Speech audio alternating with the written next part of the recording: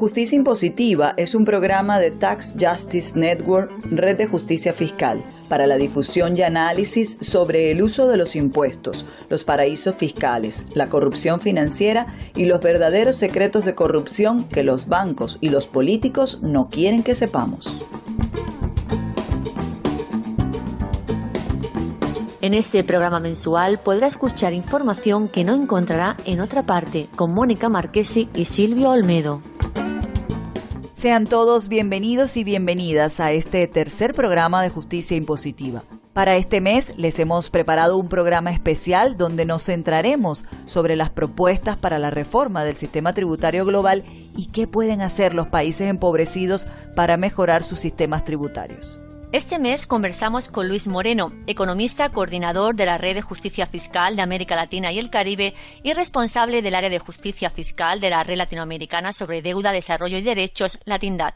Bienvenido, Luis. Un placer contar con usted en nuestro programa. Muchas gracias. Este mes, en Perú tuvo lugar un encuentro de la plataforma alternativa frente al Banco Mundial y al Fondo Monetario Internacional organizado por Latindad, que discurrió de forma paralela a la celebración de la Asamblea Anual de dichos organismos internacionales. En este encuentro, Luis, salieron varias conclusiones. Una de ellas es hacer que la política fiscal sea generadora de igualdad, especialmente en un territorio castigado como es América Latina. ¿Cómo es posible llevarlo a cabo?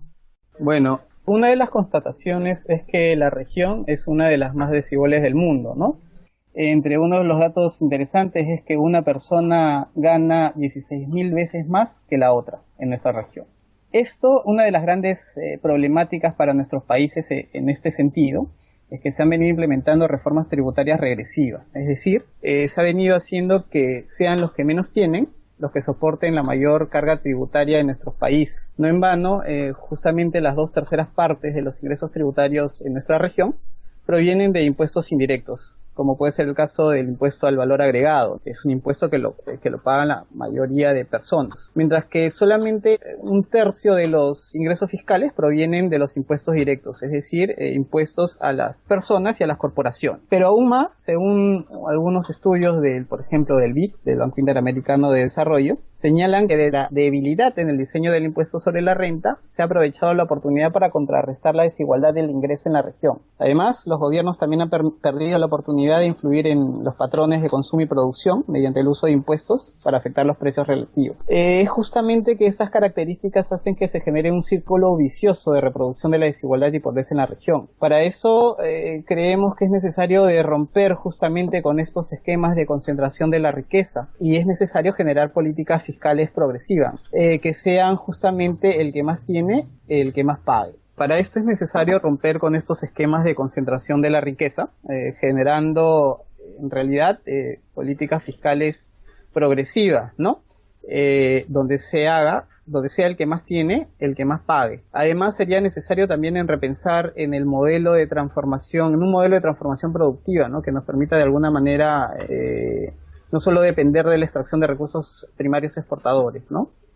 Entonces, por lo que acaba de decir, deducimos que se necesita reformar el sistema tributario a nivel nacional para que los que tienen poco no paguen más que lo justo y además que las empresas multinacionales asuman sus responsabilidades tributarias y los gobiernos paren de regalarles tanto.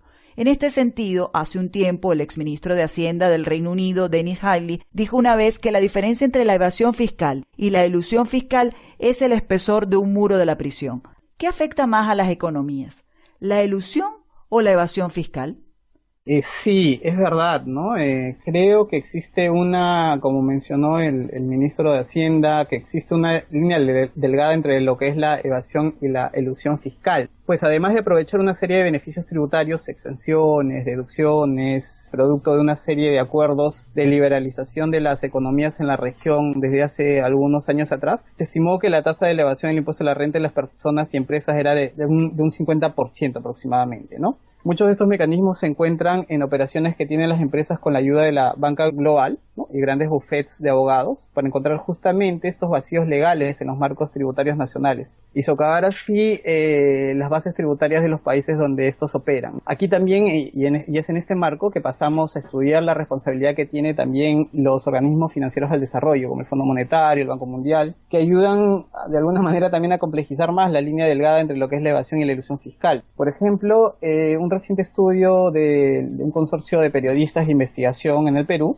descubrió que justamente la Corporación Financiera Internacional, que es el brazo financiero del Banco Mundial, la cual en teoría tiene como misión brindar apoyo económico a proyectos del sector privado para mejorar justamente la calidad de vida y combatir la pobreza, descubrió que en los últimos 18 años el IFC ha financiado unos 2.000 millones de dólares a grupos empresariales que operan en el Perú en proyectos que muchos que lejos de ayudar a combatir la pobreza, han servido para mejorar, por ejemplo, entidades o corporaciones financieras, bancarias, incrementar sus inversiones en cuestionadas actividades, por ejemplo, energéticas, y hasta en la construcción de clínicas y hoteles de lujo en el país. Yendo un poco a un caso más tangible, la empresa minera Yanacocha en el Perú, que es de propiedad de Newmont, Buenaventura, y también con un 5% de accionariado del IFC, declaró unas pérdidas tributarias entre el 2013 y 2014 por unos 1.000 millones de dólares, ¿no? Eso gracias a algunos rubros que tuvieron, denominado, por ejemplo, provisión de deterioros de activos de larga duración, ¿no? Que les permitió depreciar aceleradamente sus activos en estos 2 años, como nunca antes en la historia,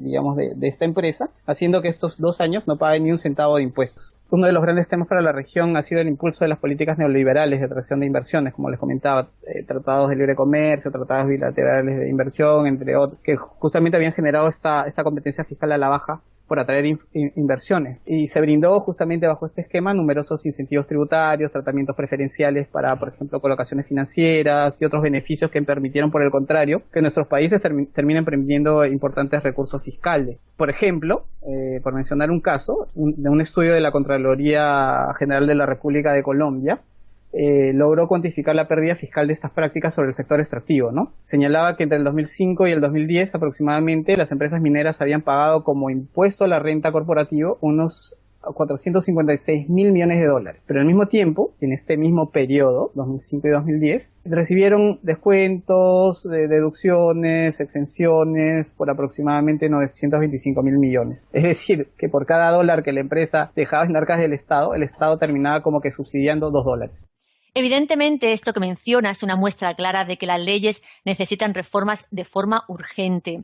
Por otra parte, Luis, los gobiernos de los países desarrollados siempre hacen alusión a los movimientos ilícitos que provienen de la corrupción y el narcotráfico, pero nunca mencionan las pérdidas que generan los flujos financieros ilícitos generados desde las grandes multinacionales. ¿Usted cree que organismos como UNASUR o Mercosur, entre otros, pueden generar cambios para que ese dinero que se pierde regrese a los países empobrecidos? Nos vamos a dar cuenta que este es un problema que va más allá de un país y que requieren efectivamente medidas articuladas que permitan recobrar que esta innumerable pérdida de recursos a causa de estos flujos ilícitos financieros. Solamente en el mundo, por ejemplo, una de las organizaciones que trabaja en estas estimaciones de flujos ilícitos, como es el Global Financial Integrity, entre otras, ¿no?, estimaba que entre el 2013 y el 2012 se perdieron aproximadamente unos 6.6 billones de dólares, ¿no?, de países en desarrollo a causa justamente de estos flujos ilícitos. En la región, por ejemplo, este monto alcanzaba la suma de $1 billón.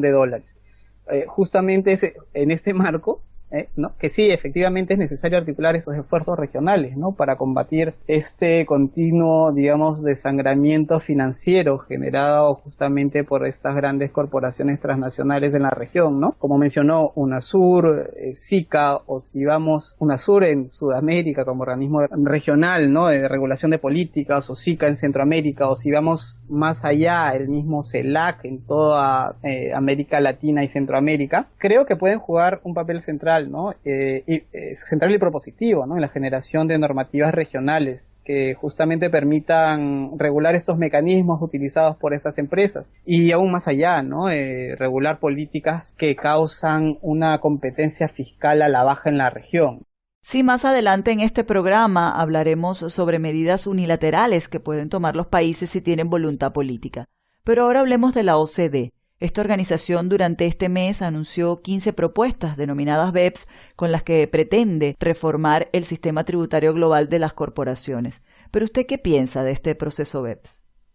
Creemos que estas acciones se han quedado cortas a la hora de brindar la transparencia o asegurar justamente que las empresas transnacionales paguen los impuestos que deben en los países en los cuales generan su actividad económica. Lo que queremos es que, por el contrario, lo que se ha creado es generar un parche o hacer parches sobre un sistema tributario que actualmente es obsoleto y que se siguen trabajando sobre normas que tienen más de 80 años de antigüedad. Si bien creo que hubo algún tipo de avance en la incorporación de propuestas que por muchos años la sociedad civil impulsó, por ejemplo, entre los mecanismos que se están proponiendo, las grandes transnacionales van a tener, sí, que reportar los impuestos que pagan en cada lugar en el que operan. Pero el problema es que esta información no va a ser pública y solamente podrá ser reportada a las administraciones tributarias de su país de origen. Además, también estas políticas no impedirán que ocurran en el futuro otros casos tales como los de LuxLeaks o SwissLeaks como resultado de una práctica tributaria perjudicial y de tratados que se sigan decidiendo a puertas cerradas en nuestros países en desarrollo, ¿no? Muchas de estas, propuestas que se han lanzado desde el plan de acción BEPS han sido lanzadas justamente para promover o mejorar en alguna medida las problemáticas de países desarrollados, no para países en desarrollo. Creo que el actual plan no incluye problemas actuales y grandes de nuestros países, como los, por ejemplo, provocados por la competencia fiscal a la baja, ¿no? Los incentivos tributarios que permiten justamente otorgar una serie de beneficios para que el gran poder corporativo no tribute y que se sigan generando estas brechas entre los más ricos y los más pobres. Son necesarias soluciones alternativas que sean decididas por todos los países, creemos. Tenemos que actuar con la realidad económica de este siglo, ¿no? Todos los países, no solamente los miembros del G20 y algunos otros países desarrollados, deben tener una silla en esta mesa para decidir las políticas internacionales de tributación corporativa, ¿no? Esto, desde nuestro punto de vista, requiere del establecimiento de un organismo intergubernamental de tributación en el marco justamente o en el seno de Naciones Unidas. Muchas gracias, Luis Moreno, por haber conversado con nosotras en este espacio de Justicia Impositiva. Muchas gracias. Y ahora es tiempo para el reportaje del mes. ¿Quién dijo que todo está perdido? Yo vengo a ofrecer mi corazón. ¿Y quién dijo que estaba todo perdido? Escuche con atención lo que le vamos a contar. Aunque pareciera que las grandes instancias como la OCDE, el G20 y los países más poderosos del mundo no tienen prisa para cambiar la realidad actual, hay una luz de esperanza en el camino. Gracias al esfuerzo de las campañas de la sociedad civil y dado que el asunto de la tributación y el sistema global bancario se encuentra en el punto de mira público, vienen poco a poco unos cambios que ya les contaremos. El experto y asesor de Tax Justice Network, la red de justicia fiscal, Krishen Mehta, propuso unas alternativas en esta lucha por una tributación más justa y equitativa que los gobiernos de los países empobrecidos pueden hacer ya, sin esperar otra propuesta de la OCDE u otra reunión del G20. ¿Verdad que suena esperanzador? Se lo vamos a contar paso a paso y poco a poco para que tanto usted como nosotras lo entendamos muy bien y sepamos qué pedir a nuestros políticos cuando nos digan que tienen las manos atadas. Krishen Mehta ofrece una mirada interesante arraigada en sus propias vivencias en su país de origen, India. Señor Mehta, usted trabajó durante muchos años en muchos países como alto ejecutivo de la compañía PricewaterhouseCoopers, con la cual tuvo una carrera muy exitosa.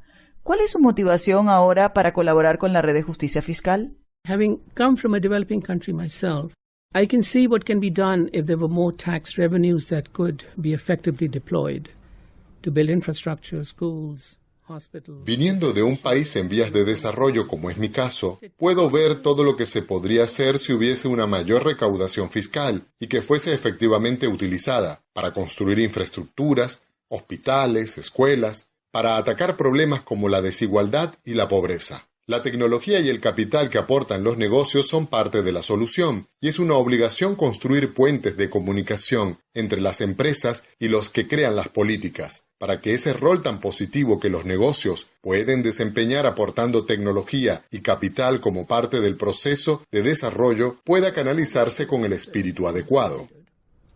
I'm inspired also by what John Ruskin used to say. También estoy inspirado por lo que John Ruskin solía decir: los desprivilegiados deben encontrar protección en la moral de los afortunados. Y lo repito, los desprivilegiados deben encontrar protección en la moral de los afortunados. Siendo uno de los afortunados, tengo una obligación en esto, y es por eso que hago esto. Y creo que eso es lo que todos aquí en TJN intentamos hacer. Krishen Mehta plantea que los países empobrecidos pueden tomar más control de su destino, y para eso él recomienda 10 pasos. El primer paso que dice Krishen Mehta que tienen que hacer los países empobrecidos es ser muy cautelosos cuando firman acuerdos fiscales, es decir, tienen que revisar que los pactos no sean solo para proteger a las empresas multinacionales a costa de ellos. Hasta aquí parece posible y viable. Ahora vamos al segundo paso. Según Krishen Mehta, no se debe caer en la trampa de la competencia y los incentivos fiscales. Y nos vamos al tercer paso, que consiste en fijar impuestos de retención a los pagos salientes. ¿Cómo vamos hasta ahora? Llega el momento del cuarto punto. Se trata de los safe harbors y los acuerdos de aprecios adelantados conocidos como APA. Krishen Mehta lo explica. Creo que ambos, safe harbors y APA, están unidos. Déjame desarrollar un poco ambos conceptos. Safe harbor básicamente pone una cuota o límite en lo que puede estar sujeto a no ser deducible fiscalmente por las multinacionales. De forma similar, los acuerdos de precios adelantados ponen un porcentaje exacto a cuanto el beneficio que una compañía tiene en un proyecto será pagable como impuesto al país correspondiente. Tú habrás visto reportes que hablan de exceso de gastos de gestión. Podrían tener un tope de, digamos, 2% por ese concepto. Podría haber un tope en pagos de regalías o royalties, patentes, etc. Digamos un 5% por ese concepto. Podría haber un tope por gastos de intereses en los préstamos entre empresas del mismo grupo. Hemos visto casos, demasiados casos en los que hay unos cargos por intereses exorbitantes en préstamos entre empresas de un mismo grupo. Inclusive, en intangibles, safe harbors pueden ser acordados por adelantado, así que basados en prácticas del mercado o experiencias anteriores, hay cantidades fijas que pueden ser pagadas como cargos de gestión, y de esta manera el país en desarrollo tiene más control con respecto a cuántos pagos se han realizado, en vez de esperar a que la multinacional decida cuánto desea pagar. Y estos safe harbors son entendidos y aceptados por las empresas antes de invertir en ese país, y por lo tanto, no hay posibilidad, riesgo o preocupación de largas litigaciones o gastos inesperados para ambas partes. Básicamente, solo hay simplicidad y certidumbre para ambas partes.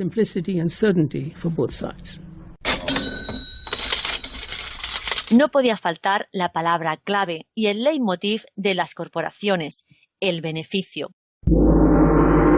Nos vamos con el punto 5. Es preciso adoptar un uso más amplio del método de reparto del beneficio en la determinación del país de origen. Ahora llegamos al sexto punto, uno muy importante, los contratos de recursos naturales. Habría que revisarlos y renegociar basados en el rendimiento de la inversión. Llegamos a la recomendación número 7. Y es que en materia fiscal algunos países marcan la innovación. Es el caso de México, país que además de los nachos y mariachis, en materia fiscal aporta una medida a considerar que es el dictamen fiscal. Pero, ¿qué es esto del dictamen fiscal? Krishen Mehta lo explica. Básicamente, bajo este dictamen, cualquier transacción llevada a cabo en una jurisdicción con baja carga impositiva o en un paraíso fiscal no será permitida al menos que la empresa pueda establecer que la transacción ha cumplido con sus obligaciones fiscales. En otras palabras, que no hay abuso del régimen fiscal, así que la compañía tiene que aportar documentación e información al país concerniente de cada una de las transacciones con el paraíso fiscal y cualquier transacción importante con cualquier otra empresa del mismo grupo. El acto de reportar esa transacción con la documentación apropiada es una condición muy significativa.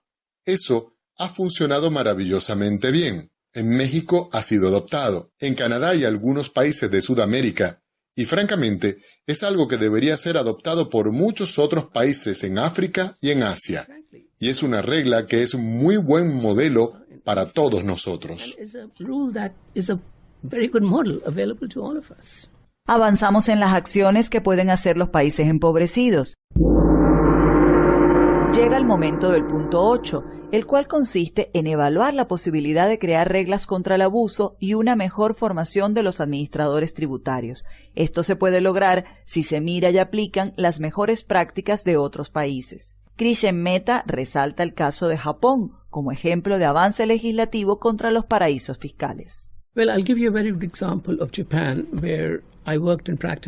voy a dar un ejemplo muy bueno de Japón, donde he trabajado por 22 años. Japón tiene lo que se llama la Ley de Medida contra los Paraísos Fiscales, o THCML por sus siglas en inglés, la cual se aplica a cualquier subsidiaria japonesa que se encuentre en cualquier jurisdicción con impuestos de 20% o menos. Bajo esta ley, a la sede matriz japonesa se le grava el impuesto correspondiente al beneficio generado por cualquier subsidiaria en esas jurisdicciones. En otras palabras, el beneficio generado por cualquier compañía creada en jurisdicciones con baja o ninguna carga fiscal por razones de derechos de autor, patentes, licencias, etc., no puede ser excluida de la misma aplicación de impuestos. En otras palabras, el uso de paraísos fiscales no se aplica a las empresas japonesas. Ahora vivimos en un mundo muy competitivo. Las multinacionales japonesas tienen que competir con multinacionales americanas, europeas, etc. Y ellas están sujetas a estas condiciones, donde no pueden usar paraísos fiscales, porque todo beneficio es igualmente sujeto a impuestos. Por lo tanto, creo que Japón es un buen ejemplo de que teniendo una ley muy clara y directa, se puede evitar el uso de paraísos fiscales por parte de las multinacionales japonesas. Punto 9. Encauzar los impuestos de la economía informal y reducir las salidas de facturación fraudulenta. Punto 10.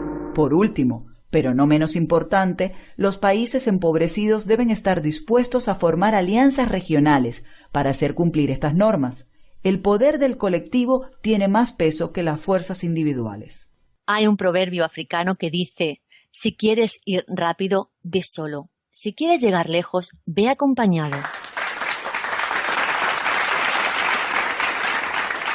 Las empresas no se irán si invocan el poder del grupo y de negociar desde una posición de fuerza. Tomar el control de sus propios destinos fiscales está claramente al alcance de los países empobrecidos y el tiempo de actuar es ahora. Hasta aquí el recorrido por las propuestas para los países empobrecidos que ofrece Tax Justice Network. Ya sabemos que los países más poderosos, que son los que más se benefician de la opacidad financiera y las reglas internacionales sobre los impuestos de multinacionales, no tienen ninguna prisa para cambiar el sistema, a pesar de todas las palabras y declaraciones que hacen el G20 y la OCDE. Pero sí, después de mucha presión, llega un cambio importante: el intercambio automático de información. Andrés Nobel, analista de Tax Justice Network, lo explica. Este nuevo estándar, que fue publicado en 2014 y que supuestamente va a empezar a ser aplicado en el 2017, implica el intercambio automático, donde no es que una autoridad fiscal le va a tener que pedir a la otra autoridad: por favor, pasame la información o confirmame si esta persona específica tiene una cuenta bancaria, sino que ahora todas las instituciones financieras de los países que participen en este intercambio van a tener que identificar quiénes son los titulares de cuenta e informar cuánta plata tienen, e informarle esta información a los países de residencia, básicamente, suponiendo en el mejor de los casos si es que esto llega a pasar. El gran problema también es que hay muchas lagunas legales, hay muchas exclusiones,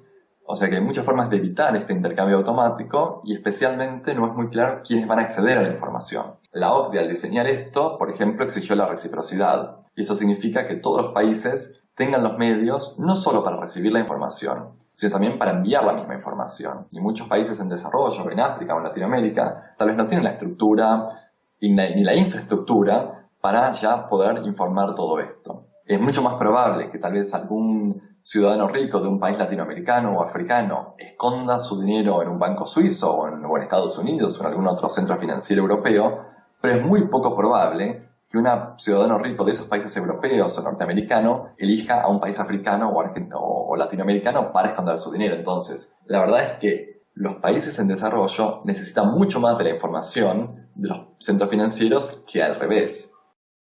Por eso, Tax Justice Network y otras organizaciones quieren mantener la presión para poder llegar a un sistema más justo. Después de 2 años de trabajo y consultas, este mes la OCDE ha anunciado sus propuestas para reformar el sistema tributario global, denominado BEPS. Robert Gompane, miembro del Observatorio de Justicia Fiscal y Financiera Global de la organización ATAC Madrid, ha seguido el proceso BEPS desde el principio y ha visto cómo los países más poderosos han dominado su creación.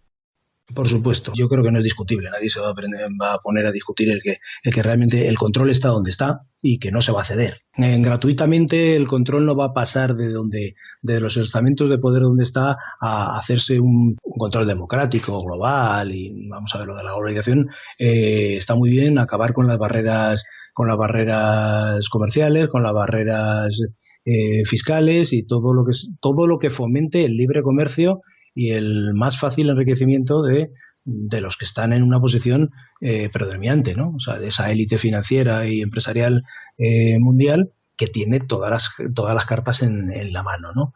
Entonces, por eso decía desde el principio que es que realmente si analizamos esto desde dentro del sistema, si tratan de solucionarlo los que son parte del problema, pues y sin ningún tipo de sentido crítico, ¿no? O sea, porque es que realmente lo que leía de la introducción, digo, están encantados de haberse conocido. No tienen ningún tipo de la globalización va fenomenal, ha hecho a todos ricos y como va tan bien, vamos a seguir. Ahora, vamos a arreglar una serie de desviaciones que ha habido porque ciertamente las multinacionales están aprovechando la presencia de paraísos fiscales y la posibilidad de mover capitales de un sitio para otro y calcular las normas de contabilidad, hacer reportes globales en vez de hacer reportes por país. No obstante, la realidad actual está marcada por las propuestas de la OCDE, medidas que generan mucha desconfianza, porque los países que quieren cambiar el sistema son los mismos que generan desigualdad y pobreza, y además dejan sin voz a los países empobrecidos. Señor Gompane, ¿cuánta voz cree usted que tienen los países empobrecidos en este proceso BEPS? Pues hombre, a mí me genera esto muchísimas dudas, ¿eh? No, ya te digo que no quiero ser desconfiado, pero partimos de una premisa cuando menos dudosa, cuando menos parcial en lo que es su extensión global, porque estamos hablando de que es un mercado global, ¿no? Pero no están todos representados, ¿no? Y yo, a esos efectos, la verdad que cuando ves el documento inicial con el que se empezó esto y ves en la introducción y ves cómo, claro, la OCDE pues dice textualmente: la globalización ha beneficiado a nuestras economías nacionales. Primera frase que pone en un documento de 50 y tantas páginas. La globalización no es un fenómeno nuevo, y bueno, sigue hablando, y al final dice: la globalización ha impulsado el comercio y ha aumentado la inversión extranjera directa en muchos países. Por lo tanto, la globalización apoya al gobierno, el crecimiento, crea trabajo, fomenta la innovación y ha facilitado que millones de personas salgan de la pobreza. Evidentemente, si el que va a hacer ese trabajo resulta que es el que lidera esta globalización y dice que está tan contento de la globalización que estamos viviendo en los últimos 15, 20 años, pues yo francamente todas las precauciones en cuanto a las conclusiones de este trabajo, porque ni la globalización es perfecta, no solamente es que sea perfecta, es injusta, es insostenible y es ineficaz. Yo vengo a ofrecer mi corazón. Tras este recorrido podemos decirles que no todo está perdido. Sin embargo, para cambiar la realidad actual debemos tener presente que no puede existir desarrollo sin tributación, ni tributación sin democracia, tal como afirma María Félix Estrada Alonso, subdirectora de capacitación del Instituto Nicaragüense de Investigaciones y Estudios Tributarios. Gracias por habernos acompañado en este espacio y les invitamos a encontrarnos en el próximo programa. Trabajamos para ustedes Silvia Olmedo y Mónica Marchesi. Justicia Impositiva es una producción de Tax Justice Network, Red de Justicia Fiscal. Música de Latino Master bajo la licencia Creative Commons. Si está interesado en recibir más información, hacer un comentario, transmitir el programa en su radio o colocarlo en su página web, puede comunicarse con nosotras a través del correo electrónico justiciaimpositiva@taxjustice.net o seguirnos a través del Twitter @j_impositiva o en Facebook como Justicia Impositiva.